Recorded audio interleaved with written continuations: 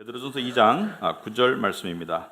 그러나 너희는 택하신 족속이요 왕같은 제사장들이요 거룩한 나라요 그의 소유가 된 백성이니 이는 너희를 어두운 데서 불러내어 그의 기이한 빛에 들어가게 하신 이의 아름다운 덕을 선포하게 하려 하심이라. 너희가 전에는 백성이 아니더니 이제는 하나님의 백성이요 전에는 긍휼을 얻지 못하였더니 이제는 긍휼을 얻은 자니라. 사랑하는 자들아 거류민과 나그네 같은 너희를 권하노니 영혼을 거슬러 싸우는 육체의 정욕을 제어하라. 너희가 이방인 중에서 행실을 선하게 가져 너희를 악행한다고 비방하는 자들로 하여금 너희 선한 일을 보고 오시는 날에 하나님께 영광을 돌리게 하려 함이라. 아멘. 앉으시기 바랍니다.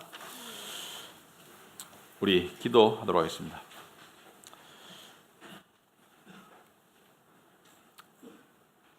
우리가 매주 하나님께 드리는 예배이지만 매주 새롭습니다. 매주 하나님의 은혜가 새롭고 또 혹시 오늘 예배가 우리가 이 땅에서 드리는 마지막 예배일 수도 있다는 그런 생각을 가지게 하옵소서. 오늘 또한 하나님께서 저희들에게 우리가 알지 못하던 것을 깨닫게 하시고 우리가 되지 못한 그런 경지에 이르게 하시고 아무튼지 간에 우리가 하나님과 예배에 관한 새로운 눈을 더욱더 깊이 뜰 수 있는 그런 귀한 시간 될 수 있도록 인도하여 주시옵소서. 성령께서 이 일을 하여 주시옵기를 바라오며 예수님의 이름으로 기도합나이다. 아멘. 우리가 매주 이 자리에 옵니다. 근데 이 공간은 자체로는 그냥 빌딩이죠. 하지만 우리 믿는 자들이 이 공간 안에 들어올 때 주일날 우리는 모퉁이돌 되시는 예수님에게 연결되는 산돌들이 되는 것입니다. 그러니까 우리가 이 자리에 함께 모일 때 우리는 하나님께서 당신의 성전을 만드시는 산돌들이 되어서 그 안에 하나님께서 임재하세요. 그리고 우리는 예배자로 변해서 그것을 체험하는 것이 주일 예배입니다. 지난주에 우리가 우리 예배자로서의 삶, 성전된 우리 신분, 정체성 그런 것을 이야기했고 그 다음에 주일 예배 그 질문 중에 이런 질문이 있었습니다. 나에게 주일 예배는 무엇이다 라고 여러분들이 정의를 내려보셨을 거예요. 그 중에 몇 가지를 제가 훔쳐봤습니다. 근데 몇 가지를 소개하자면 어떤 분은 주일 예배는 나에게 기쁨이다. 주일 예배는 나에게 영혼의 쉼이다. 주일 예배는 나에게 충전이다. 주일 예배는 나에게 부활이다. 또 주일 예배는 나에게 정수기 필터와 같다.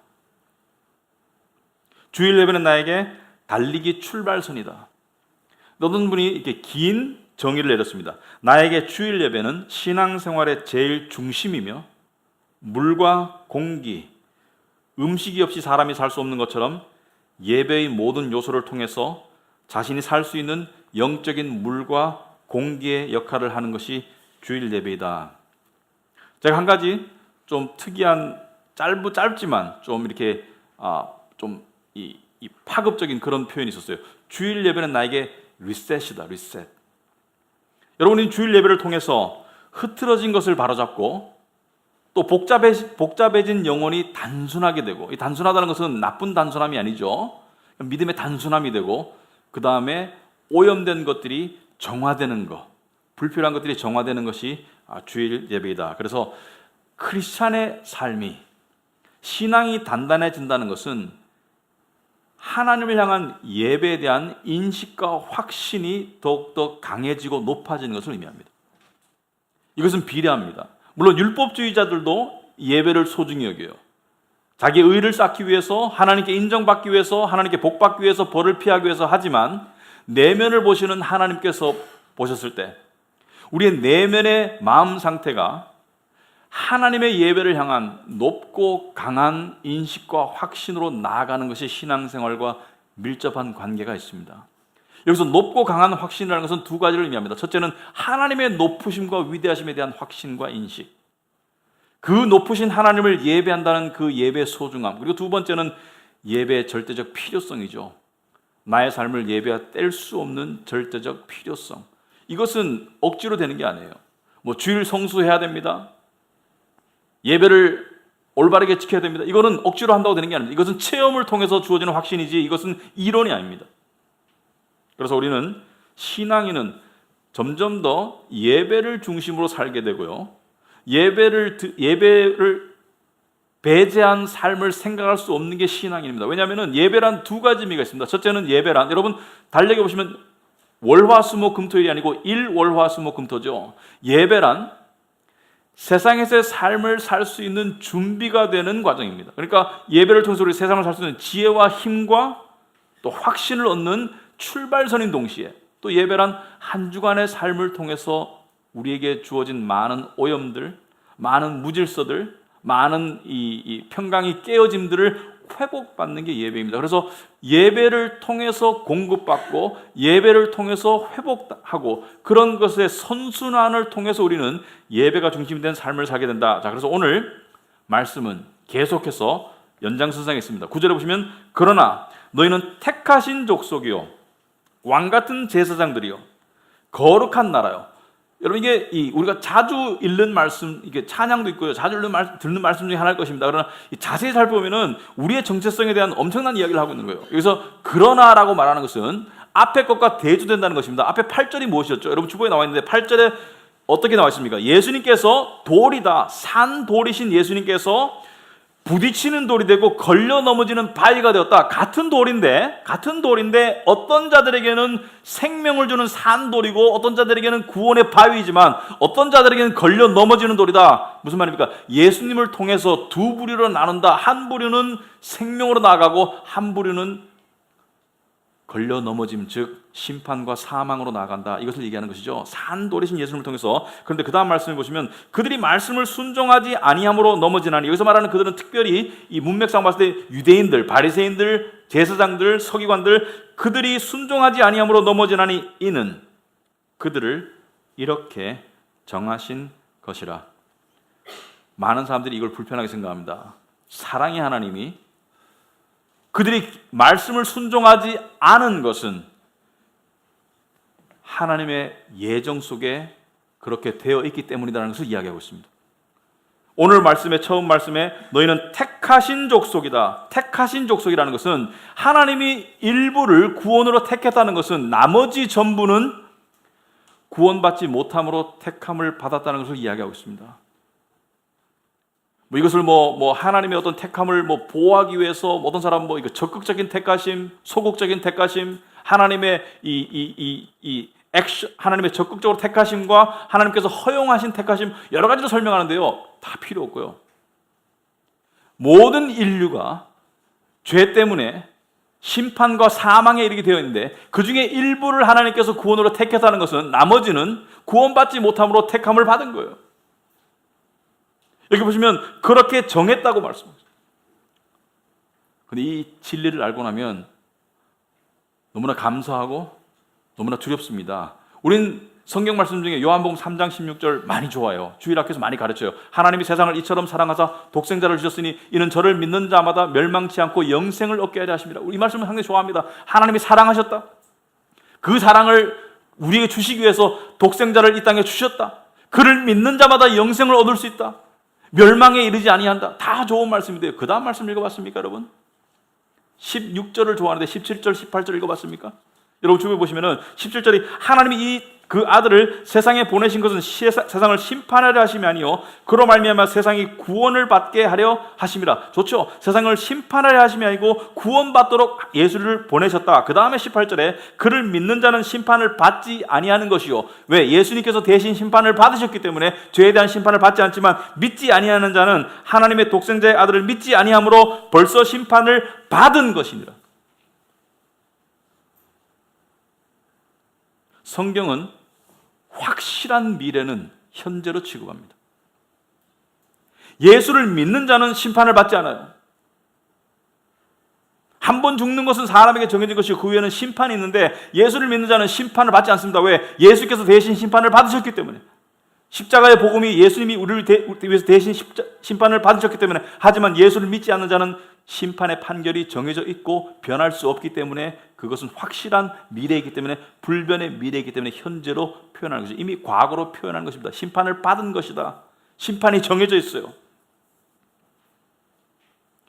우리는 예수 믿는 사람들은 심판을 받지 않아요.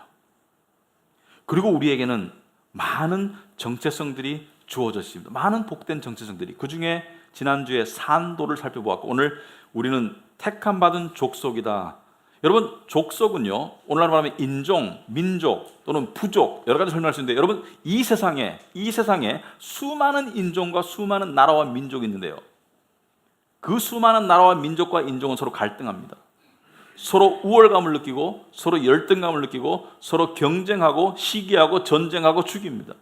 여러분, 2차 세계대전에 이 독일이 유럽을 침략하고 세계를 침략하면서 유대인을 600만 명을 학살할 때 그들이 가지고 나온 그 가치가 무엇이었습니까? 바로 게르만 민족의 우월성이죠.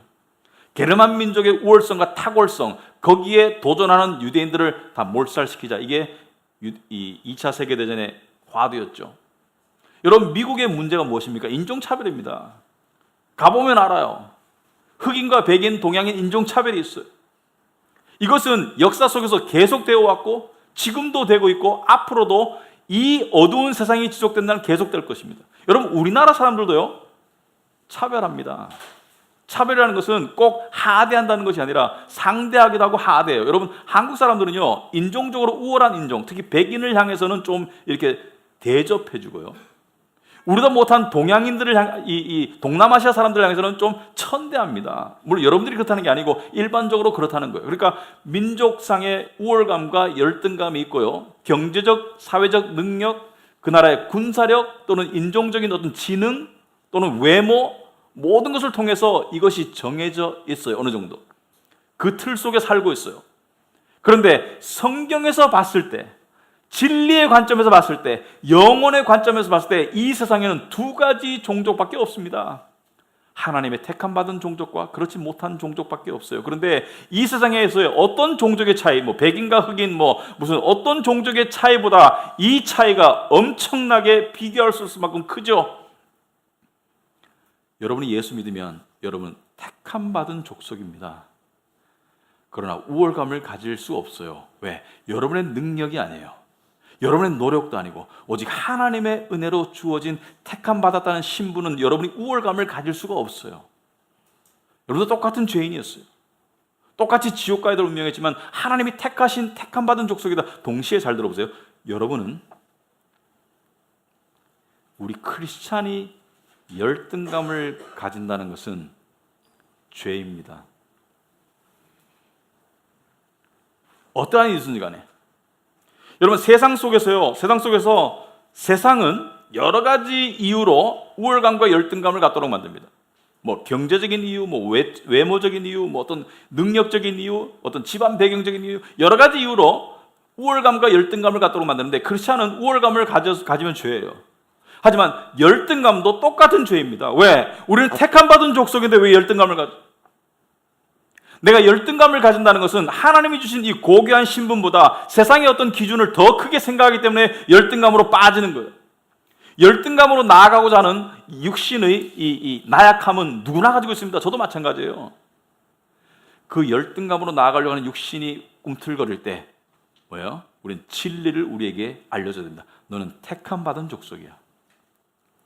근데 우리가 왜 그 쉽게 열등감에 빠지는 유혹을 벗어나지 못하냐? 왜냐하면 세상이 우리를 보는 관점이 있어요. 세상이 여러분을 보는 관점을 여러분들은 그냥 받아들이기가 쉽습니다. 여러분, 마치 이와 같아요. 이번에 그 발렌타인데이 때 어느 영국인가 어디에서 이 2달러짜리, 2파운드짜리 이 반지를 팔았어요. 이 반지로 청혼을 해라. 발렌타인데이 때 청혼을 해라. 근데 이 반지는 다이아몬드 1캐럿의 흉내를 낸 큐빅이야. 그러므로 실제 값은 한 2,000원, 3,000원 밖에 안 돼. 세상은 우리를 큐빅인 줄 알아요. 별 볼 일 없는. 하지만 우리는 다이아몬드야. 왜? 왕 같은 제사장이니까. 여러분, 왕 같은 제사장이 뭐죠? 제사장은 제사장인데 왕 같아. 여기서 말하는, 여러분, 제사장이 뭐예요? 제사장이 뭡니까? 제사장이 존경받는 사람이에요? 제사장을 가장 구별짓는 이유는 이것 때문이에요. 제사장은 성전 안에 있는 하나님의 성소에 들어갈 수 있는 신분을 가진 사람들이 제사장이에요. 그러므로 제사장은 하나님께 마음대로 들어갈 수가 있어요. 이게 제사장이에요. 여러분, 그 미국의 그 존 F 케네디 대통령이 있을 때 그 아들이 존이 있었어요. 근데 존 F 케네디 대통령 이 집무실이 미국의 오벌 오피스라고 있죠. 미국의 그 대통령 집무실에 들어가려면은 어느 누구를 막론하고 약속이 되었는지, 그 다음에 이 시큐리티 체크하고, 그 다음에 여러 가지 과정을 거치고 난 다음에, 경호원들의 과정을 거치고 난 다음에 그 방에 들어갈 수가 있어요. 집무실에. 하지만 아들은 아무 때나 들락날락거려도 아무도 막지 않습니다. 아빠 보고 싶으면 그냥 들어가면은 아들은 냅두는 거야. 그게 제사장입니다. 왜? 이 아들은 아버지의 피를 물려받았잖아요. 왕 같은 제사장이라는 것은 우리 안에는 왕의 피가 흐르는 거예요. 예수 그리스도의 보혈의 피가 흐르는 거예요. 우리는 하나님의 자녀야. 그러니까 왕 같은 제사장이라는 것은 왕 되시는 하나님께 그냥 마음대로 나아갈 수 있는, 마음대로 예배할 수 있는 특권을 가진 신분이에요. 거룩한 나라요, 그의 소유가 된 백성이다. 여러분, 이 말씀 들을 때 일반 사람들이 부담스러워요. 거룩한 나라라는 것은 감사한데 나는 별로 안 속할 것 같아요. 왜냐하면 거룩이라는 건 단어와 거리가 멀 것 같아요. 여러분, 거룩이라는 단어를 생각할 때 가장 먼저 떠오르는 게 뭡니까? 일반적으로 도덕적인 탁월성, 그죠? 흠없음, 그러니까 거짓말 안 하고 안 훔치고 음란하지 않고 죄짓지 않고, 이게 거룩이라고 생각하는데요. 물론 그것이 거룩의 효과일 수 있어요. 하지만 거룩이라는 것의 본질은 아닙니다. 여러분, 우리가 하나님을 거룩하다고 할 때 왜 하나님이 거룩하시죠? 왜냐하면 하나님은 다른 모든 피조물로부터 구별되었기 때문에, 하나님은 다른 모든 피조물과 다르기 때문에, 존재와 영광과 어떤 모든 면에서 다르기 때문에 우리는 그분을 거룩하다고 하는데, 왜 우리가 거룩한 나라입니까? 왜? 우리는 세상과 다르기 때문에, 우리는 세상에서 구별됐기 때문에, 세상의 수많은 인류 중에서 하나님께서 딱 떼어서 옆으로 구별해 놓았기 때문에, 너는 내 소유라고 구별해 놓았기 때문에, 그래서 우리가 거룩한 나라인 것입니다. 하나님의 선택으로 우리가 거룩한 나라가 된 거예요. 우리가 거룩한 삶을 살려는 것은 그 선택의 결과일 뿐이지, 우리가 거룩한 삶을 살려고 노력한다고 거룩해지는 게 아닙니다. 우린 거룩한 나라요, 그의 소유가 된 백성이에요.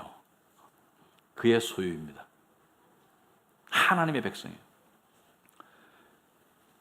이건요, 세상 사람들이 이해할 수 없는 거예요. 여러분, 하루 종일 세상 살아봤자 이런 얘기 못 듣습니다. 여러분, 만약에 나는 왕 같은 제사장이고 나는 거룩한 나라고 나는 택함 받은 족속이야, 세상 사람들이 여러분을 미워할 거예요. 세상이 이해 못하고 우리를 조롱할 거예요. 여러분, 주일 예배는요, 이런 의미가 있습니다. 제가 미국에 살 때 2003년도에 미국을 갔는데요. 여러분, 외국에 살아보니까 이렇습니다. 여기 외국 살다 오신 분 많이 계실 건데, 어떠냐면은 가끔 한국인이고 싶어, 정말. 특히 남쪽의 문화는, 미국 남부의 문화는 맨날 웃어야 돼. 속으로 힘들어도 밖에 나가면 웃어야 돼. 계속 얘기해야 돼. 그래서 얘기하다가 대화가 우린 얘기하다가 좀 침묵이 있어도 기다려다 얘기하잖아요. 남쪽은 다다다다다다다다다다다 딱 하면 딱 돌아서요. 왜? 문화가 그래요. 그래서 사실은 좋기도 하지만 굉장히 피곤해요. 왜? 턱이 얼얼해. 특히 교회에서는 하루 종일 웃어야 돼. 제가 거기서 그 선교 담당 목사로 미국인 백인교회에 있었는데요. 주일날 저녁에 오면 턱이 얼얼해. 웃고 계속 이야기해야 돼. 저 사람 말이 끝나면 내가 얘기해야 돼. 근데 한국인이고 싶어. 그래서 한국 사람들끼리 모여요. 옹기종기. 어느 날 한국 사람끼리 모이면 뭐 하죠? 한국 음식 먹고 한국 드라마 보죠. 어느 날 우리 집에 모였어요. 그 당시 유행하는 대장금을 봤습니다. 그때 태어나신 분 아시겠죠? 대장금, 그죠? 한복 입고 돌아다니는 시녀들, 왕족들, 그리고 된장찌개나 김치찌개를 먹는데 그날은 된장찌개를 먹었어요. 근데 밖에 똑똑해서 나가보니까 옆에 사는 미국인이 찾아왔어. 그래서 너도 들어와. 안 들어오더라고요. 표정이 이상해. 할 말만 하고 가요. 당연하죠. 이게 무슨 냄새예요, 이게? 뭐 썩는 냄새야, 이게 지금. 사람들이 들었는데 썩는 냄새 속에서 뭐 썩은 걸 먹어가면서, 자기들 봤을 때는 썩은 걸 먹어가면서 이상한 옷 입은 사람들이 나오는 텔레비를 보고 있어. 나가고 난 다음에 우리가 웃는 거죠. 이해하는 거죠. 저들이 우리를 이해 못하는 걸 이해하는 거죠. 여러분, 주일은 그거예요. 세상이 이해하지 못하는 이야기 우리끼리 하는 거예요. 우리끼리 우리 이야기 하는 거야. 근데 우리 이야기 해야지 숨 쉴 수 있는 거예요. 왜? 세상 속에서 우리 이야기 할 기회가 없었어. 언제 여러분 직장 가가지고, 야, 있잖아, 거룩한 제사장이야, 내가. 왕 같은 제사장이야. 택함 받은 족속, 이런 얘기 해봤어요? 그런 얘기 안 했잖아요. 우리끼리 우리 얘기하는 게 주일날이에요. 근데 그럼 하나님께서 우리를 왜 당신의 소유로 삼았나? 왜 은혜를 베푸셨나? 여러분 9절 중반에 보시면, 이는 너희를 어두운 데서 불러내어 그의 기이한 빛에 들어가게 하신, 여기서 기이하다는 것은 마블러스, 놀라운 빛에 들어가게 했다는 거예요. 여러분, 어두운 데서 불러서 빛으로 들어갔다. 이것은 시각적인 것이 아니고 영적인 것을 말하는 것은 아시겠지만은, 여러분, 어두운 데 있는 사람이 빛으로 나갈 수 있나요, 없나요? 어두운 데 있는데 저기 빛이 보여서 빛으로 나갔다는 것은 어둠과 빛이 공존할 때겠죠. 어둠만 있는 곳에서는 빛으로 나갈 수가 없어요. 그죠? 내가 길이 어두운데 저기 빛이 보여서 빛으로 나갔다는 것은 빛과 어둠이 공존하는 공간 가운데 있었기 때문에 빛으로 나갔지, 어둠만 있는 속에서는 빛으로 못 나가죠. 어둠만 있는 속에서는 아무도 꼼짝달싹 하지 못하고 그 자리에 있어야 돼요. 근데 하나님께서 어두운 데 있는 우리를 그의 빛으로 들어가게 하셨어요. 그게 구원입니다. 어떻게 설명하실지 모르겠어요. 예, 내가 교회에 왔어요. 예, 내가 복음 들었어요. 네, 왜 내가 영접했어요. 하지만 그 모든 것을 봤을 때 하나님의 섭리의 손이 어두운 가운데 있던 나를 끄집어내서 빛으로 넣어주셨기 때문에 내가 깨달은 것이지, 내가 자발적으로 혼자 알아서 걸어간 거 아니에요. 왜? 그의 아름다운 덕을 선포하게 하기 위해서. 우리는 언제 그의 아름다운 덕을 선포합니까? 물론 삶 가운데도 아름다운 덕을 선포할 수 있습니다. 예배의 삶을 살면서. 하지만 그것이 가장 확실하고 가장 빛나고 가장 공동체적으로 가장 우리가 흡족할 만큼 되는 것이 바로 주일입니다. 우린 모여서 찬송을 통해서 그의 아름다운 덕을 선포해요. 우린 모여서 말씀을 통해서 그의 아름다운 덕을 선포합니다. 우리 찬송 중에 나는 위대하다, 나는 잘났어, 나는 강해, 나는 지혜로워, 그런 말 안 하잖아요? 너는 잘났어, 그런 말 안 하잖아요? 하나님은 위대하시다고 그러죠. 하나님은 위대하시다. 아름다운 덕을, 그 세상 사람들 오고 싶어 하는 거야. 오고 싶어 하는 거야. 이거 뭐하러 와요, 이게? 이해가 안 되는, 그러니까 억지로 교회는 나올 수 있어요. 오늘날 가나안 성도라고 있죠. 참 불행한 현실이지만 우리나라에 수백만 명이 자칭 크리스천인데 교회를 안 나가요. 영적 자살입니다. 영적 자살이에요. 주기적인 복음 중심적인 예배 없이 신앙생활은 불가능합니다. 우리에게 이것은 너무나 중요한 모임입니다. 아름다운 덕을 혼자 선포하나요? 아름다운 덕을 같이 선포하는 거예요. 그래서 신앙생활은 하나님과의 수직적인 관계, 동료, 형제 자매들과의 수평적인 관계가 같이 조화로 가는 것이 신앙생활입니다. 10절에 너희가 전에는 백성이 아니더니 이제는 하나님의 백성이요 전에는 긍휼을 얻지 못하였더니 이제는 긍휼을 얻었다라고 말했습니다. 우리가 하나님의 백성이 아니었다가 하나님의 백성이 된 것은 하나님이 우리를 불쌍히 여겨주셨기 때문이죠. 불쌍히 여겨주셨다는 것은 우리가 불쌍했기 때문이죠. 여러분, 많은 사람들이 자기 자신이 불쌍하다고 생각해요. 불쌍한 구석이 있어요. 아무리 잘난 사람도 그 내면에 들어가 보면 자기 불쌍함을 느껴요. 여러 가지 이유로. 근데 불쌍함에 두 가지가 있습니다. 세상적인 불쌍함이 있어요. 내가 못 가졌기 때문에, 못 이루었기 때문에, 못 되었기 때문에, 하여튼 어떤 이유든지 간에 가지는 그 불쌍함은 자기 연민입니다. 그건 성경이 말하는 불쌍함이 아닙니다. 성경이 말하는 불쌍함은 나는 죄인으로소이다. 나는 죄인으로소이다. 이 죄인이 스스로를 구원할 수 없는 그 절박한 불쌍함을 이야기하는 거예요. 죄인이 스스로를 어떻게 할 수 없는 이 절박한 불쌍함을 이야기하는 거예요. 그러면 여러분 불쌍하나요? 지금 안 하나요? 여러분? 지금 예수 믿는 여러분 불쌍하나요? 안 하나요? 불쌍했었죠. 지금은 안 불쌍해요. 불쌍했었어요. 지금은 안 불쌍해. 예수 믿는 사람이 스스로 불쌍함을 느끼는 자기 연민에 빠지는 것은 진리를 그만큼 믿지 못하는 불신앙입니다. 우린 불쌍함에 빠지고자 하는 자기 연민에 빠지고자 하는 유혹을 느낍니다. 육체의 유혹을 느끼지만 예수 믿는 사람이 불쌍함에 빠지려고 하는 것은 그것은 믿지 못하는 불신앙입니다. 그럼 불쌍함에 빠지고자 하는 유혹을 느낄 때 어떻게 해야 됩니까? 나는 택하신 족속이요 왕같은 제사장들이요 거룩한 나라요 하나님의 소유된 백성이라는 것을 자기 스스로에게 이야기해 줘야 돼요. 안 불쌍합니다. 우리 길거리에 나 앉아도 우리 안 불쌍하고 지금 당장 죽어도 안 불쌍해요. 물론 형제자매끼리 힘든 고난 가운데 있는 사람을 도와주고 사랑할 수는 있지만 존재적으로 우리는 불쌍하지 않습니다. 불쌍한 크리스찬은 없어요. 불쌍한 죄인이 있을 뿐이지. 자, 그런데 문제는 우리 육신이 끊임없이 우리를 넘어뜨리려고 해요. 11절에 보니까 사랑하는 자들아 거류민과 나그네 같은 너희를 권하노니 영혼을 거슬러 싸우는 육체의 정욕을 제어하라. 두 가지 얘기했습니다. 거류민과 나그네 같다. 여러분 우리 믿는 사람이요 세상이 전부라는 그런 인식과 가치관 속에서 살 때가 참 많아요. 세상에 휩쓸려서 내 직장이 전부야, 내 커리어가 전부야, 이게 전부야. 그렇게 되면은 신앙인으로서의 삶이 망가지고 있는 거예요. 이 세상이 전부가 아니고 우린 지나가는 거예요. 좋은 일도 지나가고요. 안 좋은 일도 지나가는 거예요. 모든 것이 지나가는 거예요. 나는 20대라서 30대라서 아직 실감나지 않아. 실감하세요. 신앙이 잘하고 싶으면 실감하세요. 지나가는 거예요. 미안하지만 죽음에는 순서가 없답니다. 지나가는 거예요.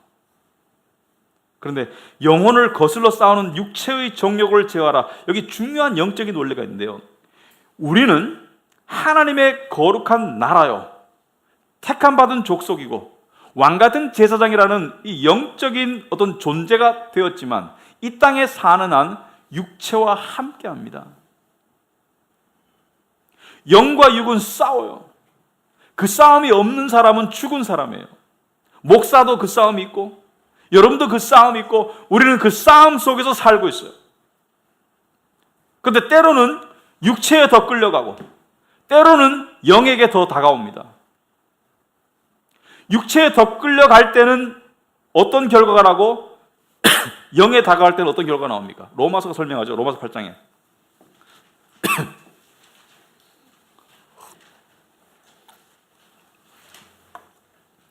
육신을 따르는 자는 육신의 일을 영을 따르는 자는 영의 일을 생각하나니 육신의 생각은 사망이요 영의 생각은 생명과 평안이라. 육신의 생각은 세상적인 생각에 몰두하는 걸 말합니다. 사망은 죽을 것 같아. 초조하고 불안하고 죽을 것 같아.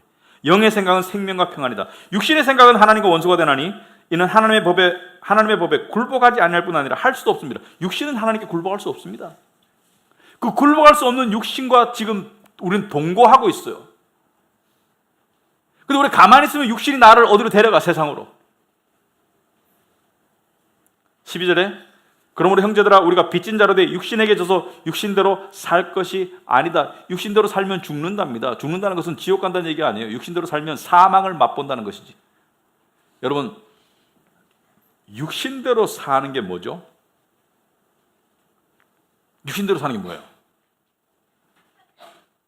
얼핏 드는 생각은 뭐 세상을 쾌락을 쫓고 뭐 나쁜 짓 하고 그것을 육신대로 산다고 맞아요. 육신대로 사는 거의 일종입니다만은 근본적으로 육신대로 산다는 것은 세상의 어떤 것에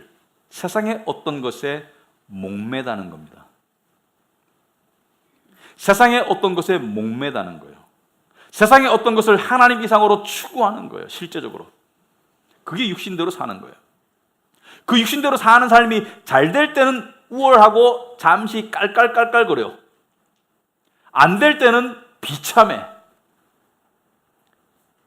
성경은 그것을 평강이 없는 상태라고 이야기합니다.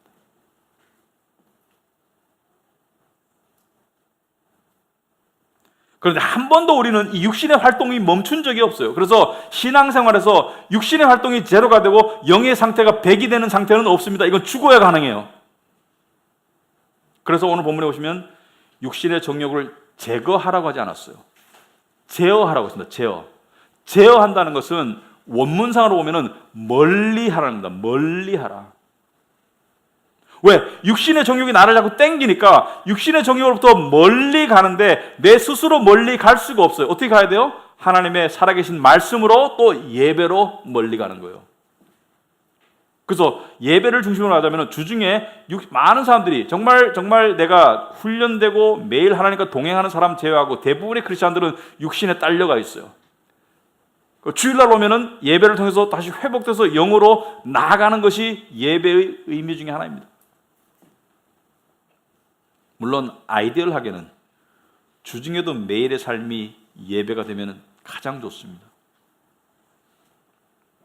그래서 육신에 딸려가면은 그 결과가 영혼의 불만과 불안과 절망입니다.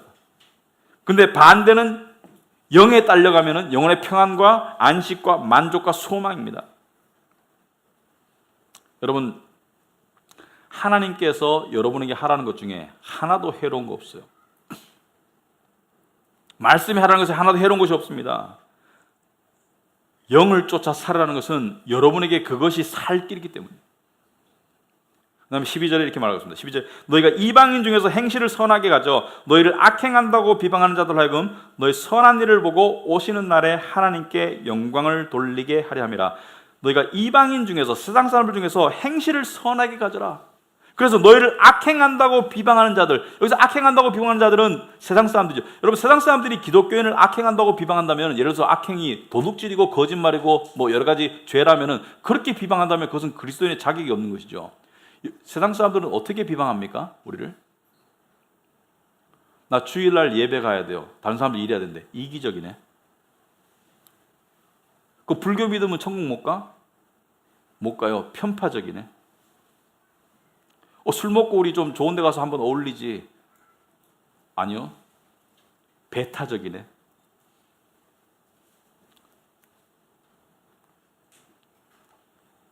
자기들끼리 좋아서 같이 결혼하고 산다는데 그거 가지고 나는 기독교인이라서 그거는 못합니다. 아주 고리타분하네. 세상은 여러 가지 이유로 우리를 싫어합니다. 싫어해요. 그런데 그 싫어함과 그 비방함을 이길 수 있는 것이 선행입니다. 선. 참아내고 친절하고 내가 선을 쫓고 사는데, 문제는 많은 사람들이 이렇게 생각해요. 내가 선을 행했는데 왜 그 결과와 답이 안 나오지? 오늘 뭐라 했습니까? 선한 일을 보고 오시는 날에 하나님께 영광 돌리도록 하라. 오시는 날은 언제예요? 바로 예수님의 재림을 말합니다. 그러므로 기독교인은 긴 시각을 가져야 돼요. 긴 관점을 가지고 예수님의 오실 때를 바라보고 선을 행하 살아가는 거예요. 많은 선이 지금 그 결과가 안 나옵니다. 열매가. 이번 주에 영어에 배웠던 친구가, 어떤 그 지체가 직장에서 상사한테 욕을 들었어요. 진짜 욕을 들었어요. 그래서 너무 자존심이 상하고 너무 기분이 안 좋았대요. 그리고 정말 어떻게 해야 되나? 근데 이 말씀을 생각했습니다.